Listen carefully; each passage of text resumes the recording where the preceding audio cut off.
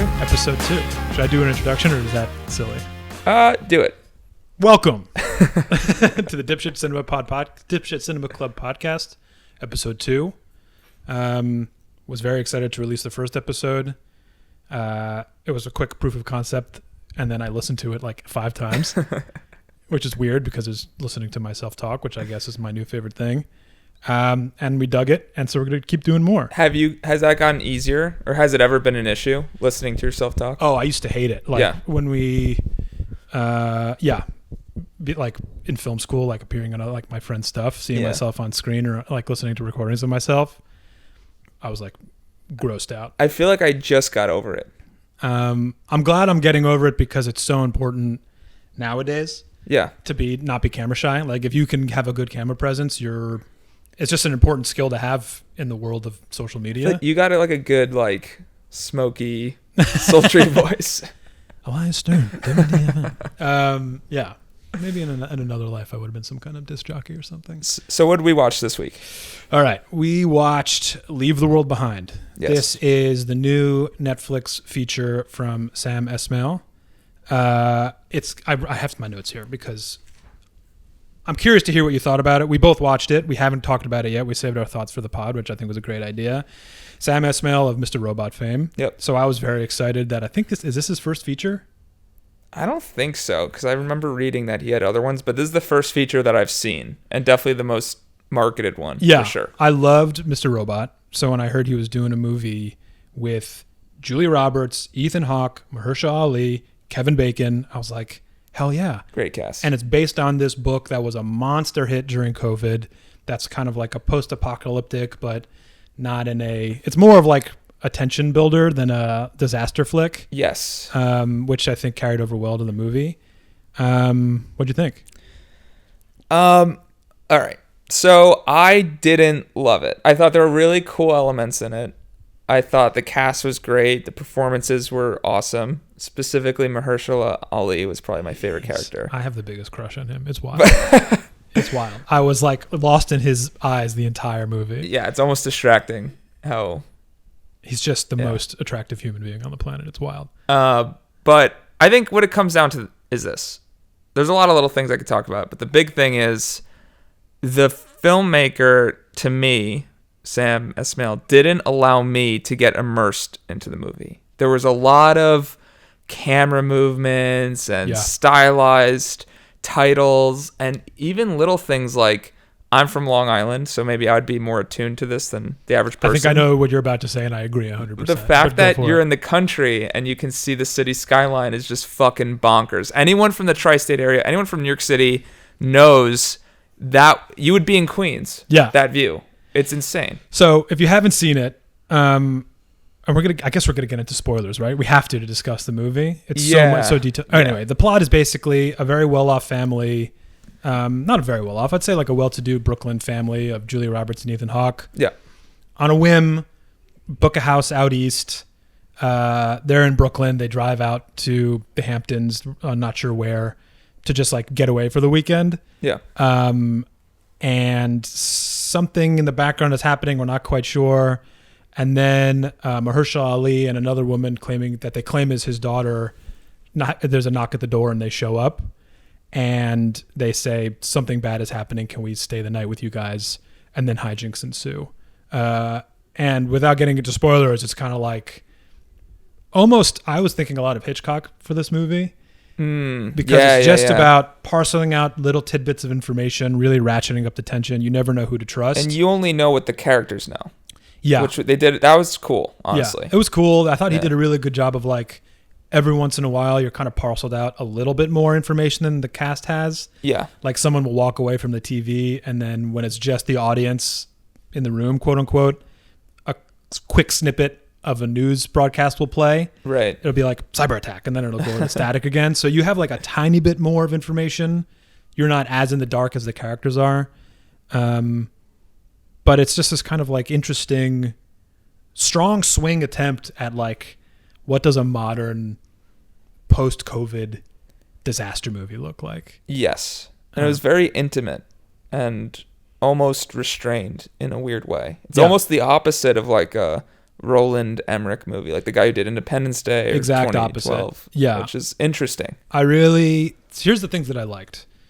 I love that idea of keeping it small. It's just, Yeah. it's a disaster movie, quote unquote, but you're with this small group of people Yeah. in this very fancy house, but it's relatively of a bottle movie because almost the entire movie takes place in this house. Yeah. And it's just kind of like a pressure cooker movie where it's the mom, Julia Roberts, who's kind of this like thorny misanthrope who is kind of cynical, and Ethan Hawke is the dad, and he's kind of like the pot smoking Cool guy. Cool guy. Lets his wife drive the car. Yeah, the wife drives the car. She's clearly calling the shots. He's a teacher. Like he's clearly like gotten like his wife is the breadwinner. He's like that guy. We all know that guy. Yeah. And Ethan Hawke is just like the perfect casting for that. He did a great job. I mean, that was another thing that I loved was that the cast itself is stacked. Yeah. Everyone crushes it. It's rare. Going into the movie, I was like, great director with a vision, kind of sci-fi or post-apocalyptic, or we're not really sure, but that's kind of the point. Yeah. Movie stars, legit movie stars, and kind of an original IP. Like it's based off a book, but it's not a prequel, sequel, reboot. Like it's just right. So I was like, I was rooting for it.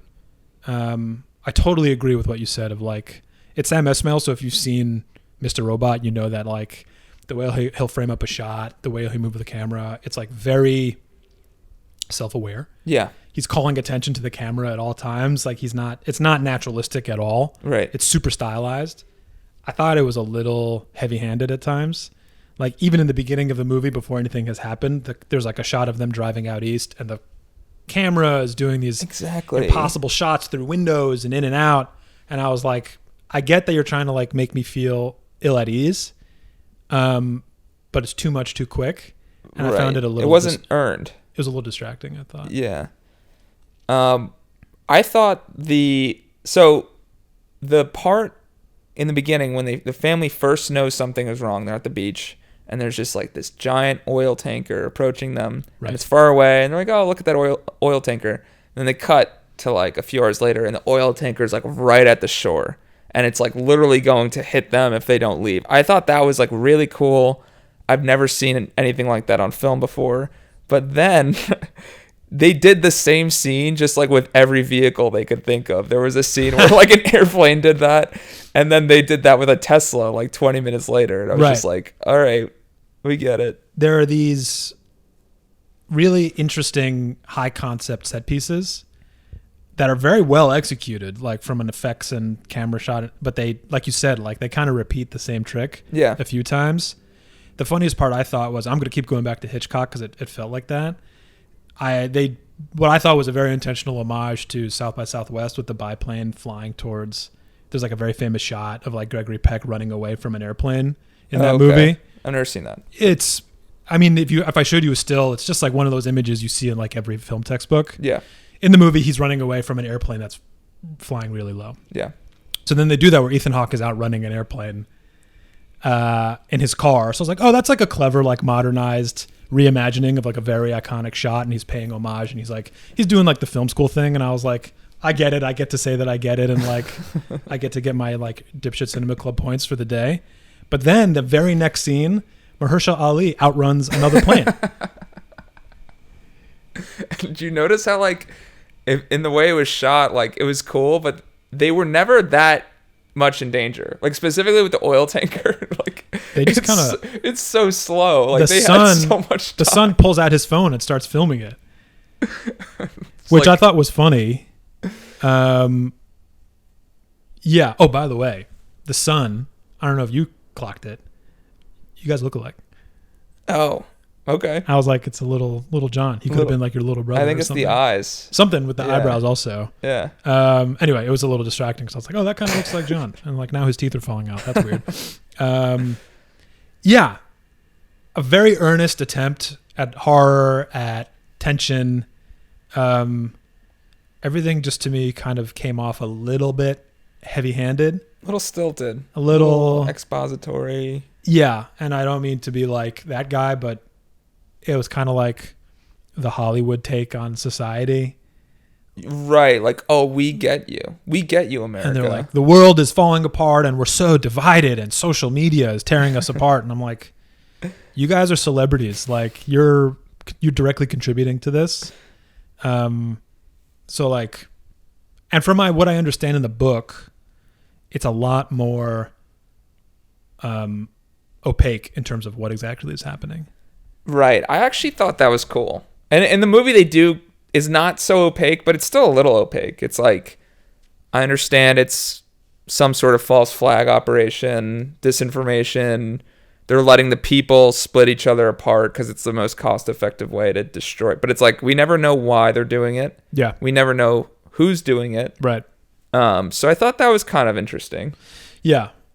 And the best scene in the movie for me was that scene where Ethan Hawke and Mahershala Ali take Ethan Hawke's character's son to Kevin Bacon, who crushes it, and he has one scene basically. He smokes it. He's so good, and he basically plays the like QAnon, right, truther, whatever, what have you, conspiracy theorist guy, who the movie is like, maybe he had a point, which I thought was funny. And then there's this very high tension moment where you kind of feel the fabric of society like breaking in that moment. Yeah. And it's economic divide, it's racial divide, it's class, like it's all happening in one scene. And I was like, oh, this is fun. Right. I really like this. And it's intercut with a bunch of all the characters are having moments at the same time. So it's like high tension of like, what's going to happen. And that to me was like, oh, this filmmaker, when he's in his bag, he's doing it. That was the best scene in the movie. Yeah, he can't. So I was like, okay, this is proof that he can do it.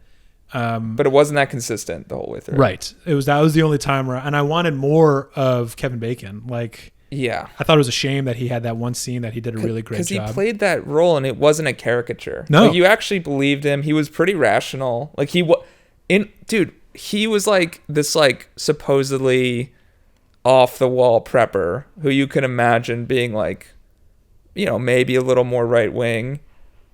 Turns out Julia Roberts, who's like this ad executive, was like the most racist person in that movie. Yeah. I did not like, she was not redeemable at all. Yeah. She was terrible. Yeah. I think the movie does a good job of making you ask questions of what would you do in this situation? Because Julia Roberts, she says it herself that the big like direct to camera line that she has before the credits, the title sequence rolls, is I fucking hate people. True. So she kind of like gives the core like inciting thesis in the beginning. Yeah.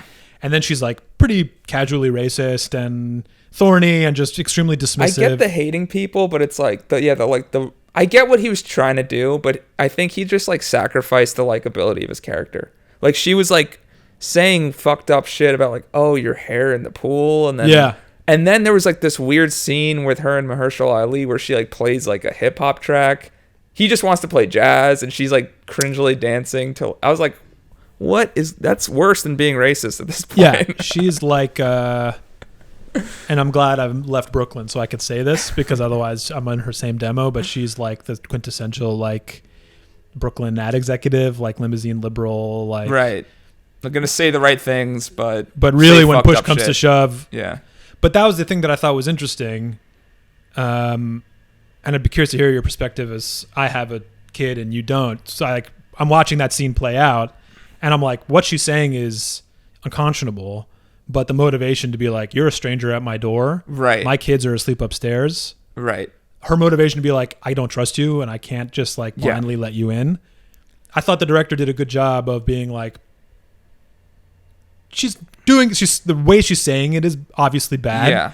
But she kind of has a point, and like maybe yes, it's too early for her character in that with the information that she has to be that distrustful of other people. Yeah. And she goes over the top by like, I was saying casually racist before, but she's bad. She's like saying shit that's clearly meant to be like, I don't trust you people. Basically. Yeah. Like, are you sure you own this home? Like, yeah. Yeah, that's the thing. It's very nuanced, but like I feel like she could have been like distrustful, and I get the motivation, and like there's strangers coming, but it wasn't the cost benefit analysis of the story. It was just like, I didn't care about her I didn't care about her arc anymore. I'm just like, fuck this person. That's too bad. Which is crazy also because it's Julia Roberts. Yeah. Who is arguably the movie star of her generation. Yeah. And is like made her bad guys America's sweetheart. So I thought it was cool that she agreed, because she was obviously a huge motivation for this movie getting made. Right. So she agreed to kind of like buck her persona and just play like a thorny racist asshole. Thorny racist. She was like not a fun character at all. Not likable. Not likable, but intentionally so. Yeah. And I think they're kind of leveraging Julia Roberts' charisma against that. So like you want to root for her because she's Julia Roberts, but she keeps saying this awful stuff. Right. So you're just like, ugh, like I thought that was an interesting use of her as like a good bit of casting. Like she was going to do a good job no matter what because she's Julia Roberts, but I thought it was a smart bit of casting. I agree. All right, here's my question. Yeah. Would you, obviously without the apocalyptic shit, like would you rather live in a world without GPS, without cell phones, without tech, or would you rather live in the world we have now? The world we have now. Yeah. There was a scene, I was actually really disappointed because there's a scene where Ethan Hawke kind of goes out on his own in the car. Yeah. And he kind of like has a weird run-in with a Spanish-speaking woman who I think is meant to be a maid. Yeah. In one of like the fancier estates in that area. I don't speak Spanish, so I think it's intentionally made to have like a weird tension of like a class where he wants to help her, but he doesn't understand what she's saying, so he's like a little scared. Anyway, he is out there, and then he has this weird experience with an airplane, and then he comes back, and then he has this whole little monologue where he like got totally lost. Right. And I wanted to see that because that is my nightmare. That's me. That's totally me. I get lost in restaurants. You and I got lost walking around the city. We lived in the city. John and I just went out for a drink in Manhattan the other day, and we both got lost. I lived in New York City for most of my life, and I still had no idea where I was going. So a scene like that's a true horror scene for me of like not having GPS and not knowing where you're going. At the end, he was like, "I am a useless man." Yeah, and I was like, "Fuck." And I was like, "Yeah, same, bro, same." Fucking useless, dude. It me on screen. So I totally related with that, and they didn't show that part, and I was like, the technology, the over reliance on technology. Yeah, it was a huge theme in the movie, but they never quite, at least in my mind, made that a horror scene out of it. Right. Like they get to where they get to the house fine. You see like the oil tanker crashing and huge bits of technology failing. All the Tesla, I thought that was pretty clever. Yeah, that was cool. All the autonomous cars just like breaking down and crashing on the highway. I thought that was really smart. But they're kind of safe. There's never a scene where they're like misled by technology or their overabundance. The over-reliance on technology, putting them in a really bad situation. He was just like, I got lost for a little bit, and I eventually found my way back home. Wish we had seen that. That's literally me, like, every week. There was in my mind, I'm like, that's a whole horror movie in and of itself. Of a guy just lost in the woods. It's almost like that Sopranos episode. Oh, with the Pine Barrens? Pine Barrens, where they're just lost, and you're like, shit. Like, you just know that feeling. And I felt that twinge of like my reception isn't working and I don't know where I am. Yeah. And I can't get in contact with my wife. So to have like that happening in the apocalypse. Yeah. I thought that would have been like a great scene. So the takeaway is we are useless men. Oh, I'm very comfortable with the fact that when the shit goes down, I'm going to have to like attach myself to a Mahershala Ali type character or the Doomsday Prepper. Kevin Bacon. And just be like, I'll schlep stuff for you. Or like, just save me. I'll beg. I'll beg. I'm uncomfortable with that. I went to film school, goddammit. Like, I have no practical skills. So you would much prefer to live in this world? Yeah. I mean, we're so lucky to live in a time where the technology lets us do whatever we want. Yeah. I think technology itself is agnostic. It's how people use it. That's the scary part. Right. It's so like it's a tool. Yeah. You can use a tool in a good way or a bad way. Yeah, I can use it. Obviously, and I don't really want to get into like, I was listening to an interview with Sam Esmail, and he kind of went into the same thing of like, you could talk for hours about social media.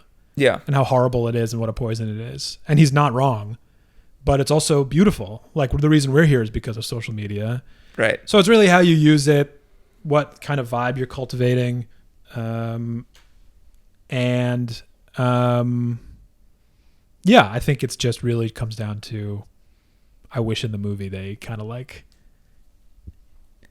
the hardest hit any character is by failing technology is the daughter who can't finish Friends. Right. That was awesome though. I thought that was very great. satisfying at the end. Super satisfying. And if we haven't already spoiled it for you, we're going to spoil the ending, so feel free to skip ahead if you don't want to have an end. But I thought it was a really bold move of Netflix. I don't know if you clocked this. The daughter, who in the movie, she's kind of like ignored. She's the next generation who was like grew up with nothing but technology, so any kind of analog is totally beyond her. Yeah. The fact that her iPad doesn't work is just like, what's a rerun, Mom? Yeah. What's a rerun? And like the parable, Jesus, the God parable of saving her. Yeah. She only knows from the Sorkin episodes of West Wing. Yeah. Like her whole life is lived through media, which again, that's me, so I could totally relate. Her main motivation is to finish Friends. And she's basically the only one who like ends up in a good spot because she like finally decides to like buck society and go out on her own. And she finds this like incredibly beautifully decorated doomsday bunker that's full of legacy media. It's all DVDs, which is a big comment on like only physical media will survive. Right. Owning something. And then the big finale is that she finally gets to watch the last episode of Friends. But then there's a moment where she's turning it on and her finger goes past the Netflix button to hit play. Yes. And it's a Netflix movie. I didn't even think of that. So I was like, oh, even Netflix is admitting like if the shit goes down, they're fucked. We're useless. Yeah. And she's going to have to abandon us to play this thing. Huh. Which I was like, oh, that's a pretty bold thing of Netflix to be like, we're part of this tech reliance. But at the same time, the marketing team was like, yes, we got our button in there. Oh yeah, the product placement was huge, and it's in the finale of the movie, so everyone's going to be like, and I might have been paying too much attention. I don't know if everyone saw that because it is such a high tension moment. No, I definitely clocked it, but I didn't actually connect that it was a Netflix movie. But I think you're right. Yeah. By the end where they were like, oh, our over-reliance on streaming. Right. And I was like, I'm streaming this right now.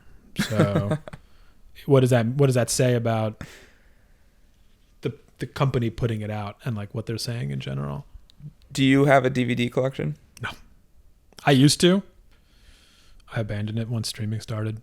Yeah. I had a couple like in college. I had my like shelf of all those. What was your college shelf? Oh boy. Definitely Nolan films. Memento was in there. Duh. You seem like a guy who had like a Pulp Fiction poster on his wall. I didn't have a Pulp Fiction poster. Definitely thought about it. I had a Superfly poster, which in hindsight was probably a bad look.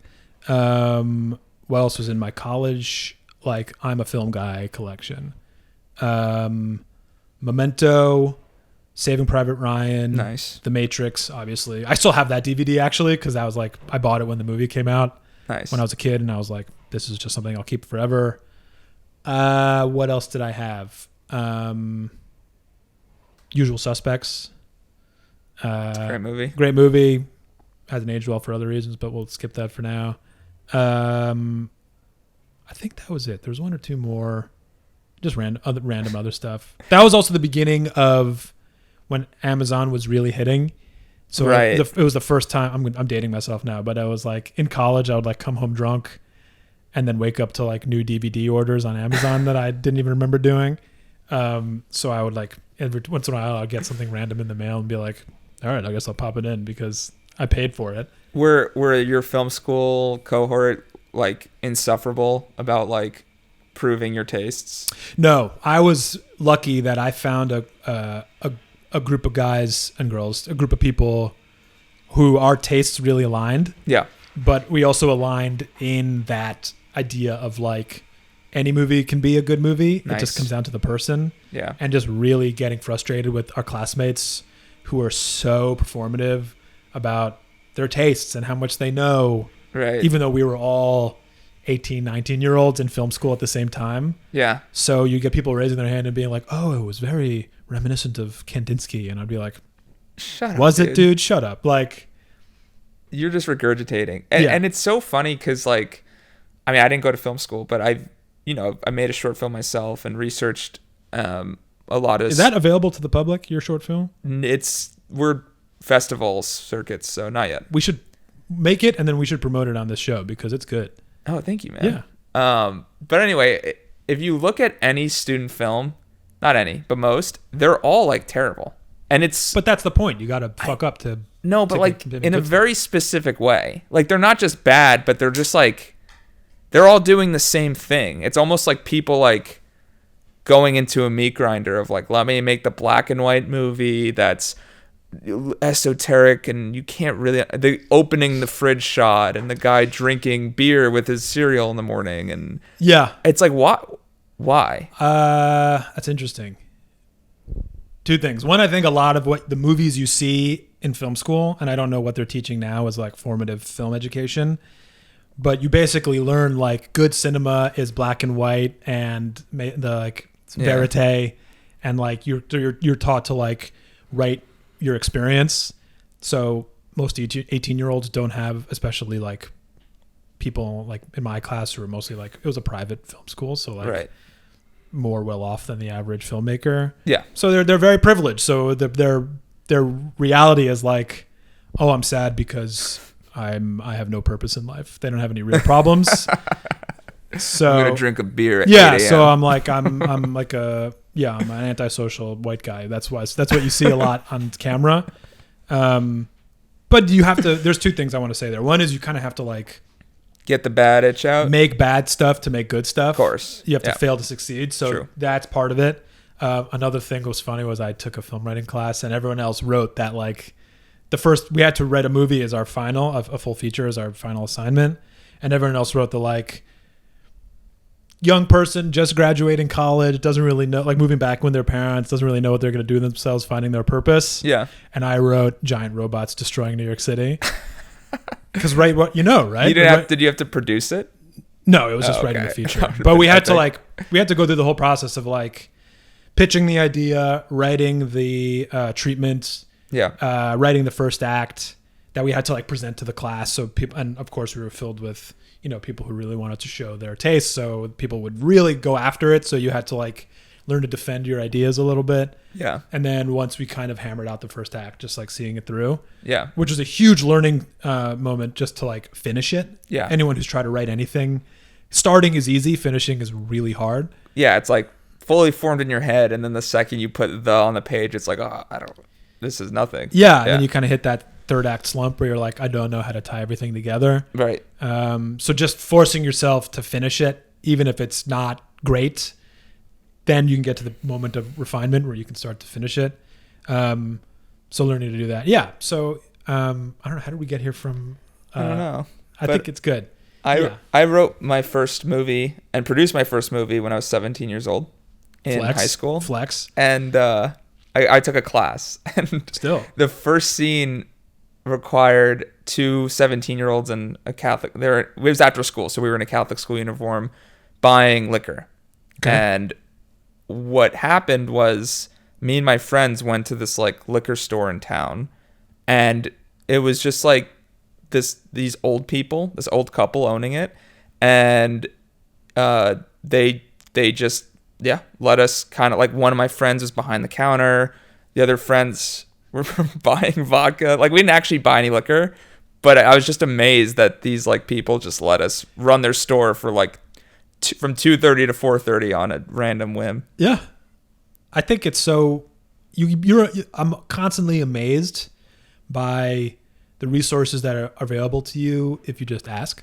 Yeah, dude, people love to help. Some people don't think to ask, and something about shooting a movie in particular, people love it. They get so excited. Everyone loves movies. So if you're like, "Hey, can we shoot this thing here?" Yeah. We promise we'll do it. Like get it done in 45 minutes. Yeah. You'll be amazed at the access you can get. In my last one, I was at my friend's apartment in Upper West Side, and my friend was very generous, but his doorman was a fucking baller, dude. He was like stopping traffic for us, helping us shuttle all the equipment in. He was like, he got a special thanks in the credits. Like he was like so excited. And he could have been a big dick. Honestly, it was up to him. If that movie wouldn't have been made if he was like a big dick about it, and he was just the opposite. He was the man. I think that's so. Yeah, every positive filmmaking experience that I've had, whether it's, and I'm thinking like features or commercial shoot or short film or whatever. Yeah, there's like a buzz that happens, and you could see who's feeling the buzz and who's excited to be there. and who's grumpy and doesn't want to be there. Yeah. And that can make or break the whole thing. Like, regardless of the attitude of the script. Do you think it's because like everybody wants to make a movie? That's my theory. Like you know, my wife's dad, he like gets really excited like making little videos, and like it's like maybe I should get like a green screen, and like I just feel like everyone has that in them to like just like make shit. Yeah.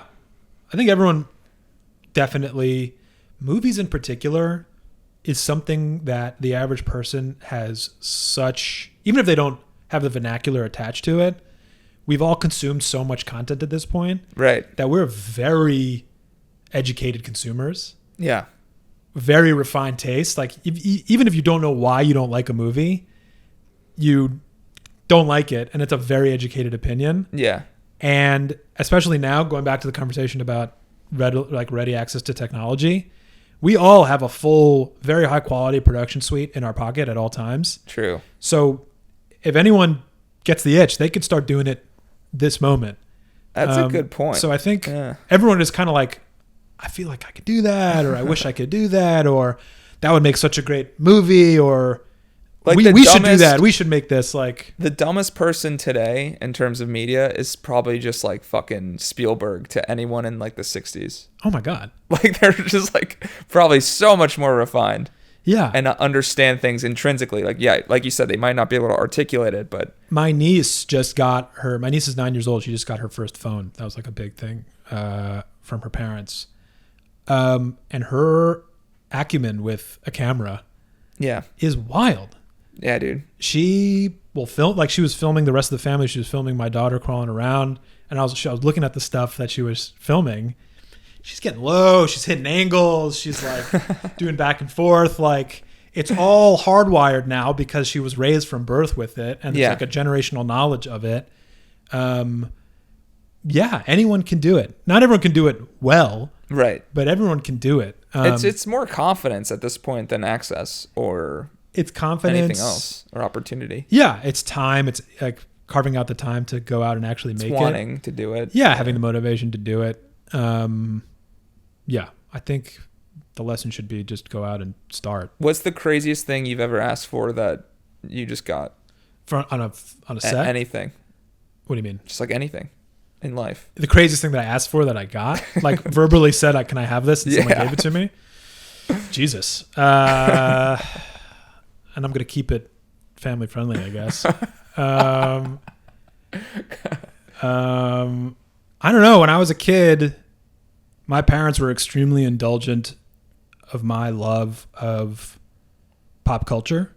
Nice. I think they saw that I was not enjoying my time in school. And I loved to draw. I loved art. I loved comic books and video games.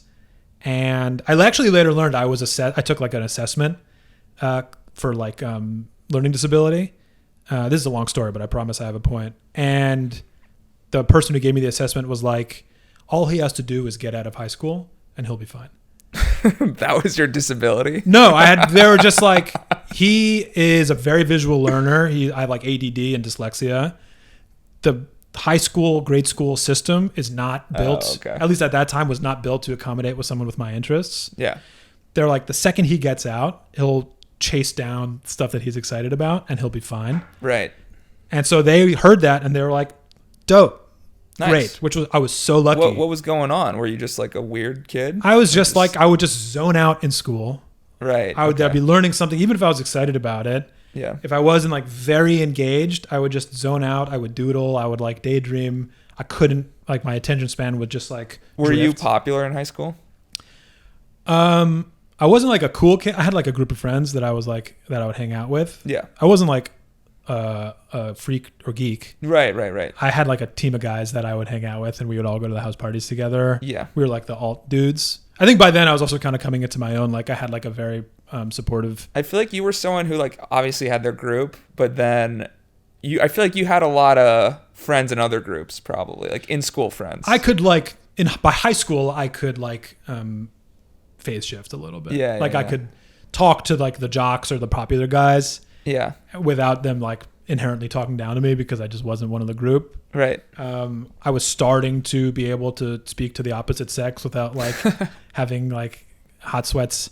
Anyway, so to answer your question, in like very early, like not even approaching high school, like 7th grade, 8th grade, and now I'm going to really date myself, but my dad was an early adopter of Netflix, and this is when they would still send hard media DVDs. Yep.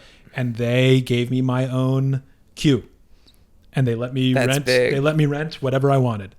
And so they were like, if you like this movie, check out French Connection, or check out Mean Streets by Scorsese, or like. So you owe your acumen and early interest in film somewhat to Netflix. Not your parents, just Netflix. Yeah, I'd say Netflix definitely as a resource of like my parents being like, go nuts, watch whatever you want. Yeah, that's great. And it was on their account, so there was no age restriction. They kind of like had access to what I was listing. Yeah. But there's nothing I could rent that would be too crazy. And they just let me watch whatever. Yeah. Which was amazing. And in hindsight, I was watching movies like my older cousin took me to see The Matrix in theaters when I was 11. Yeah. And my parents were like, whatever. Like, are you the youngest? I'm the middle. Okay. Yeah. I grew up the youngest, so I'm the fourth. By the time I was watching movies, my parents did not give a shit, which was great. Yeah. Because like my older siblings were watching crazy shit, and I would just like, I don't know, watch Jaws when I was like 5, and then I wouldn't go in the pool for like 5 years. Yeah, you talked last time about seeing The Exorcist when you were way too young.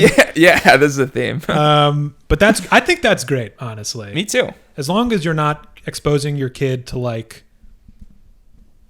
I don't know, Faces of Death, like something that's like really meant to like scramble your eggs. Right.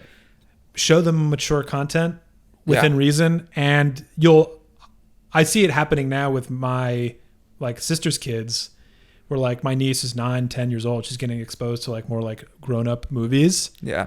She rises to the occasion every single time. I will say, I agree ultimately of like, I ended up okay, like not like too fucked up or anything, but not too fucked up. There is a phase when you're exposed to all that stuff really early, particularly in high school and like early college, where it was like, just, you're a little desensitized. And so I felt like when I would write stories or try to create things, I was like the most edgelord. Let me just throw a bunch of fucks in here, and this guy gets killed, and it's just it's not even that it's bad. It is bad, but it's just unsophisticated, and it just takes a broad brush to all the nuances and ridges of life. And so it took me a while to kind of gain back that almost childlike.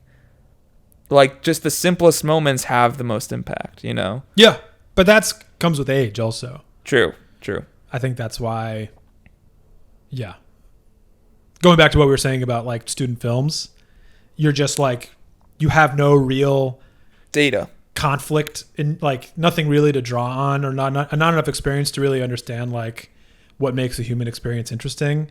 Right. So, like, being upset in school, like, feeling like an outcast in school feels kind of boring. So you feel like you need to like ramp up the drama somehow. Yeah. But really being an adolescent kid is very complex and very hard. So it just takes the nuance of being able to express that. But at the same time, like I was obsessed with it. Like I like all that violent stuff, like all the games. I don't know. I wasn't drawn to it because it was violent, but I was like, which shocks me. 'Cause like I'll show you something and your reaction to it's like, ooh, like, I feel like you're like very, and I mean this in a literal sense, like very sensitive to like information. Yeah, I think that comes with age. I'm lucky that I was part of the generation where I was playing like violent video games from day one. Like Mortal Kombat was egregiously violent, and I think my parents did a good job of being like, this is not real life. Like it's a cartoon, so let it. It's okay. It's okay. It's stylized. Yeah. But it's not what real life is like. As I've gotten older, I think I've gotten more sensitive to violence, portrayal of violence. And there's also a thing happening now with VFX and SFX where the fidelity of the violence is so realistic. Right. And not in a like Tarantino.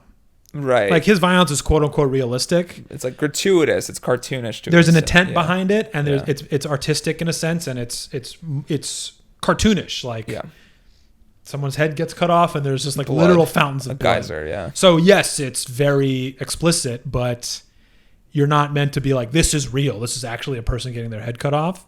And now I watch some stuff. The Boys is a very good example of a TV show that's a comic book movie. It's supposed to be a cartoon. Yeah. But it's a comedy ostensibly. Yeah. But the violence, they relish in the details. I love it, dude. I love The Boys. I love it. That show is good. I think they're doing something fun, but it takes me out every single time. Where Really? like one of the superheroes will like squish a man's head in his hand, and they just relish in like the squishiness and the crunchy, and it's the fidelity of the graphics are such that you're seeing all the entrails. It's so absurd, dude. Yeah. And I'm just like, oh, this is too much for me.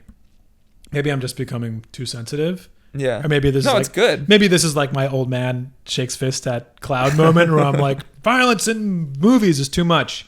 I don't care. Like, do whatever you want. Like, go for it.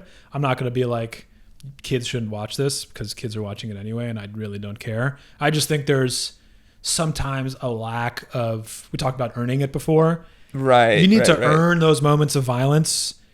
If you want it to be shocking, like it needs to come out of nowhere. Yeah. And be really shocking. But if every episode, someone's skin is getting torn off, and I'm like, is this meant to be shocking, or am I meant to be desensitized to this, or what's the point? It's so interesting because I'm almost the opposite. Like, The Boys is so over the top that it's funny. Like, a little man, there's a scene where he's like little and he crawls into the other guy's penis for pleasure, and then he like sneezes and grows big and just explodes the guy from his dick out. And I'm like, that is hilarious. Funny premise for sure. But, and I'm not like scarred, but when I see like Joker, for example, I thought that was like a great example of like the violence is so muted, and it's like that 70s, almost old Scorsese vibe where it's just like a simple gunshot to the head.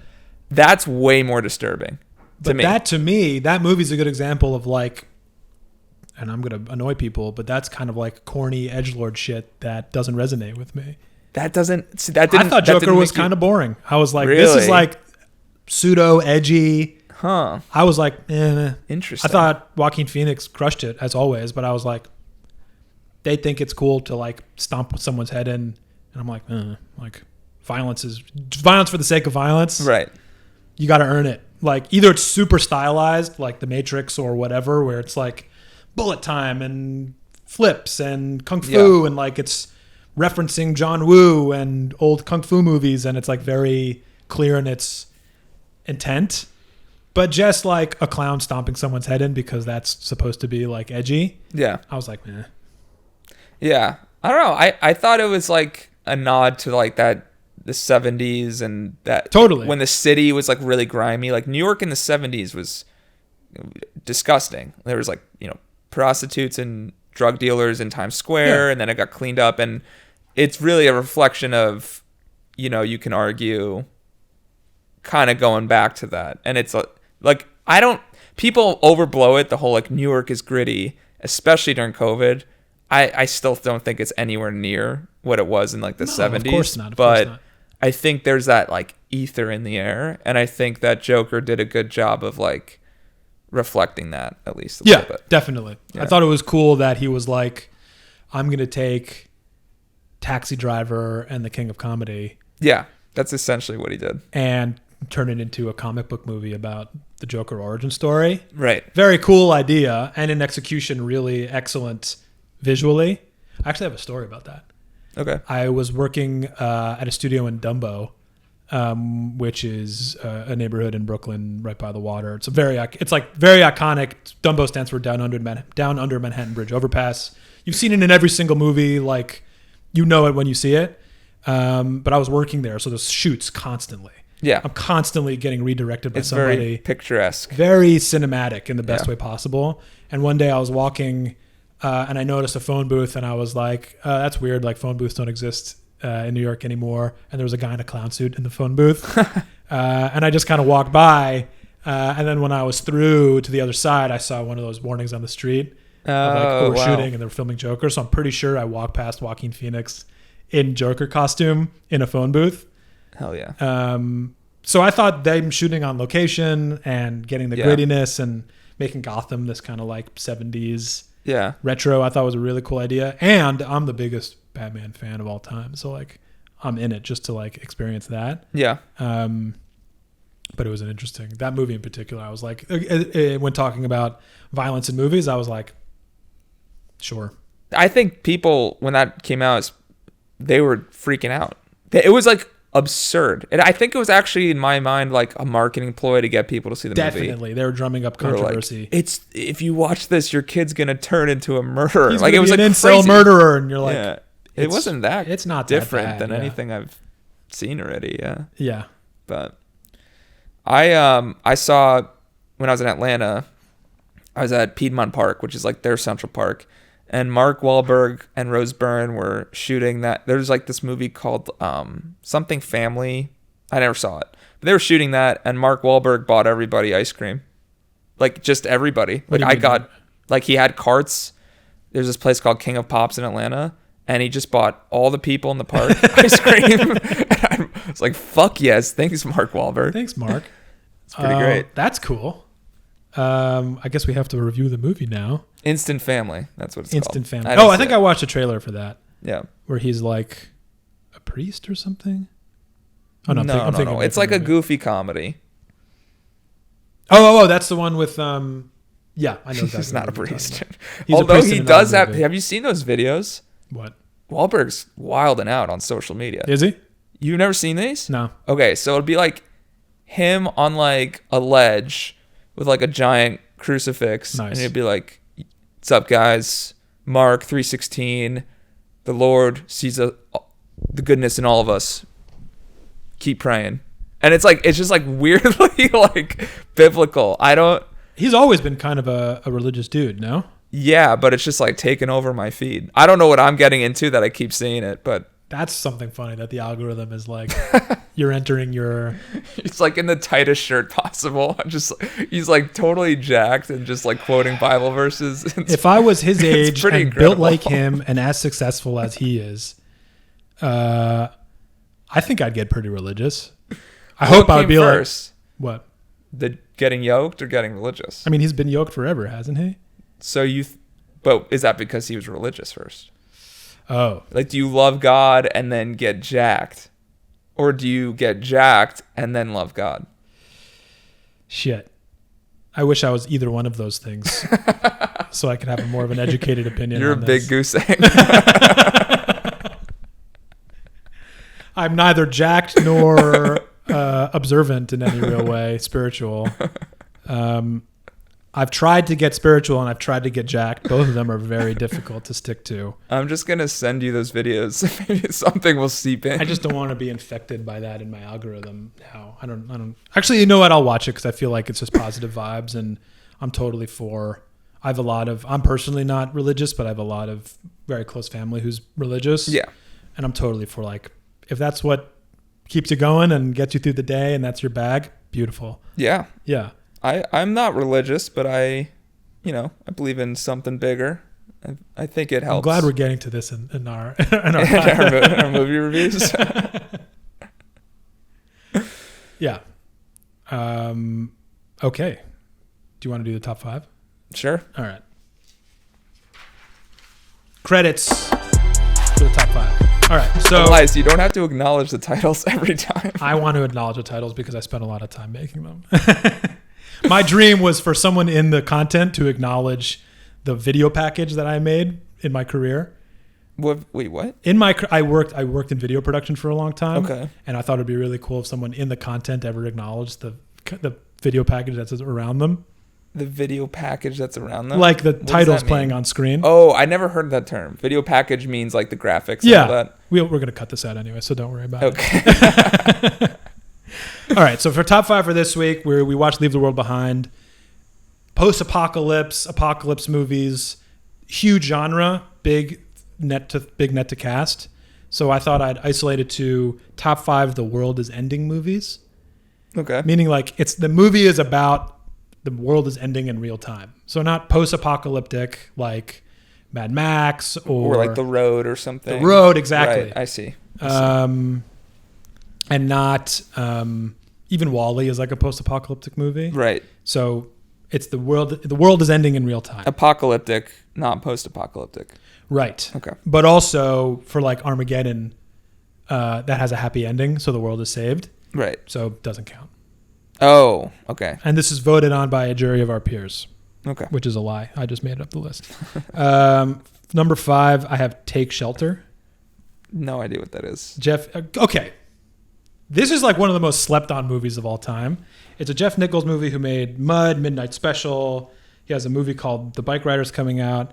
It's Michael Shannon, Jessica Chastain, and Shea Whigham, who are all killer character actors. Mm-hmm. The story is basically this guy starts having dreams of an apocalypse.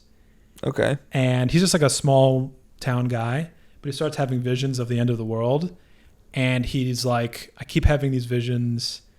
I don't know if I should be taking these seriously. And he just kind of like descends into madness of, should I be prepping for something terrible and be protecting my family?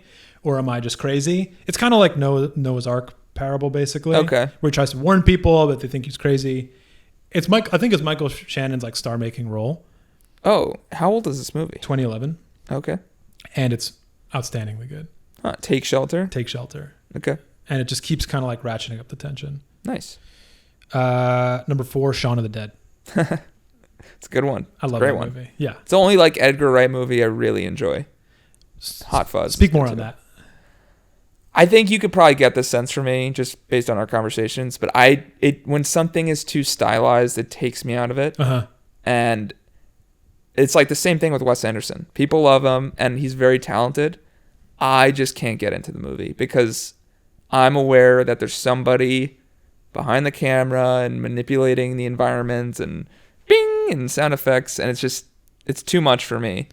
But Shaun of the Dead was probably the first one I saw, and I was like 6 or 7, whatever. I was like, yeah, I was like a 6-year-old like watching that. It's 2004. Yeah. So I love this trend of movies you should not have seen, or that like movies you happen to see. My mom's gonna be so mad if she ever watches this. No, I mean, you turned out great, I think. So good on them for letting you either slip through the cracks with this stuff, or yeah. So that one's good, but yeah, like the rest of them, they're fine. I just can't get through them. This one is, I think, his best movie. Yeah, and it's like kind of a classic thing that happens with like the quote unquote auteur director, where they head a movie where they like find their signature thing. Yeah, and then they get so much pop and acclaim that they keep like doubling He's locked down into it. Yeah, like Wes Anderson is clearly a huge talent, but like how many pastel center composed, right? Like, oh my god, dude! Like being in advertising, it's especially tough. Being an art director in advertising, yeah, because like every deck, every slide. What if we did it like Wes Anderson? What if we made this ad like Wes Anderson? Yeah, that must get like fucking. And it's cool because it becomes a shorthand for a very particular aesthetic. Yeah, which I think as an artist is like the dream, to be like, you have your own thing. What if we make this look like a John movie? Right, and everyone knows right, exactly what you're talking about. Yeah, that's very cool. But from a cinematic enjoyment thing, I think it can get tired pretty quick. Yeah. Especially when it becomes so oversaturated, like an Edgar Wright or a Wes Anderson. But this movie, I thought, and it's also co-written by Simon Pegg, who's the star of the movie. Yeah. And it's so airtight, and the beats are just so clever. It's almost like an episode of The Simpsons where there's like sight gags and callbacks, and everything is just... It's so good. The homage to that genre is beautiful, but it doesn't overshadow the heart of the movie. Yeah. And the core relationship between Simon Pegg and Nick Frost, who are like clearly just like one of the best comedic duos of our time. So that came out in 2004. 2004. And The Office came out in 2005. Oh. Well, The American Office. Yeah. I don't know if there's a correlation, but it would be interesting if like, because that movie was big in the US, and that was like maybe the first like modern in the 2000s British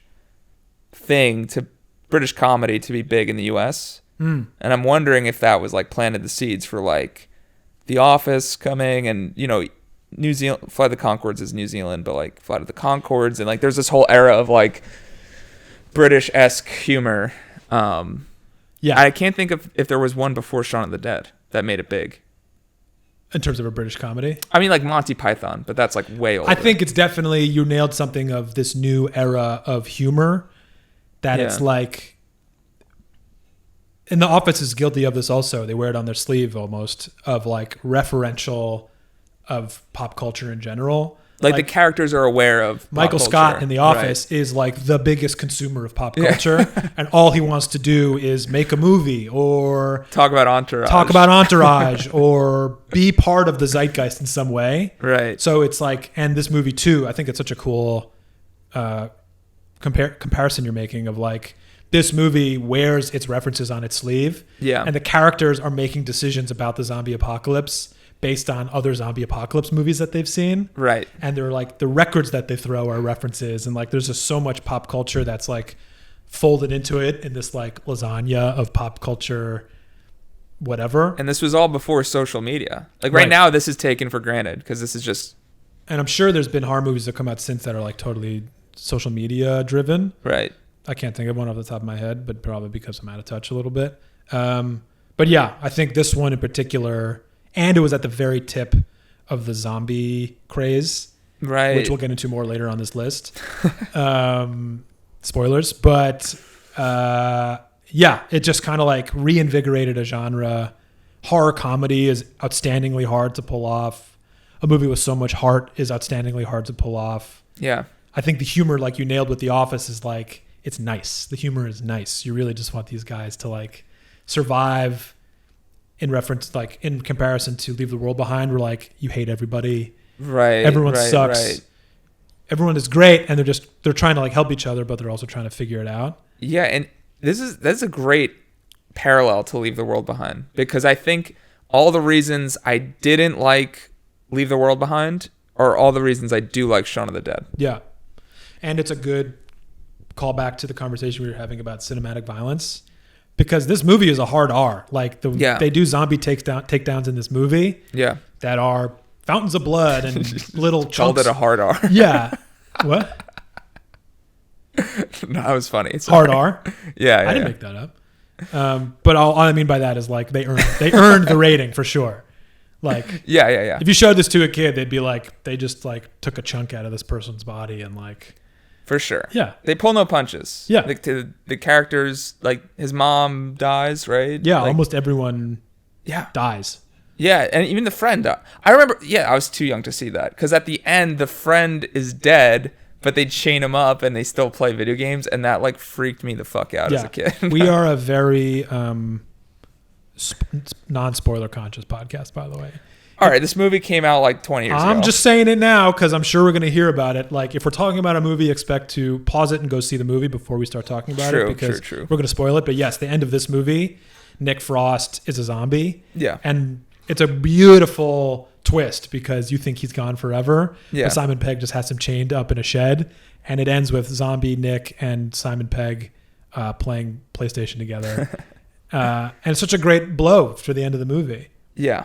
It keeps the humor as the last thing, which is good. I really love that movie. And I think that was, I own that movie. That was part of my DVD collection. Nice. Also another movie that just reference to shit, like shorthand for like, we're going to do it like knowingly, tongue-in-cheek, genre reference, but also, so maybe we need to like hard reset a little bit on like the culture that we're pulling from. All right. Number 3 of the world is ending movies, Contagion. Never seen it. Oh, shit. All right. So this movie is Steven Soderbergh. It came out in 2011, which is important to note. Steven Soderbergh, who is probably one of the preeminent directors of our time. He directed Out of Sight. In 3 years, he did Aaron Brockovich, Traffic, and Ocean's 11.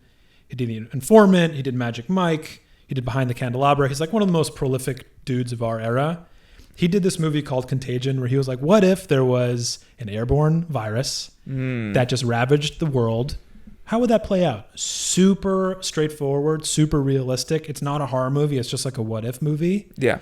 It's so outstandingly prescient for COVID. Really?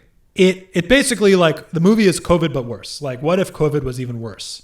But like they got a lot of things right. They spoke to like health like contagious medicine people and they played it out like what would happen in real time. Not just from a health perspective, like politically and social media and all of it. They nailed all of it. Like, were there people in that movie like freaking out, like against masks or something like that? Freaking out, saying they're blowing it out of proportion. Jude Law plays like a right-wing media guy who's like, they're lying to us and like it's all bullshit to keep us inside. The social, the political. That's so fucking sad, though. What a bummer that like 10 years before it happens, like some guy could just look at the chess pieces on the board and go, yeah, that person's gonna do this person's gonna do this, and it's just so, it's like so tracked out. It's wild. And I've listened to interviews with Soderbergh where he's like, I told you what was gonna happen. Is that fucking that's the biggest bummer, though. It's a super bummer. Our real story ends better than the movie, right? Which is nice. I'm glad we didn't all die in like a plague. But I cannot recommend that movie enough. Also, for what the reasons we're just talking about in terms of Soderbergh and the craft of movie making, because the storytelling and like it's a world spanning movie. So we're tracking what's happening in China, what's happening in New York, what's happening in Paris. Yeah, we're following different people in different places.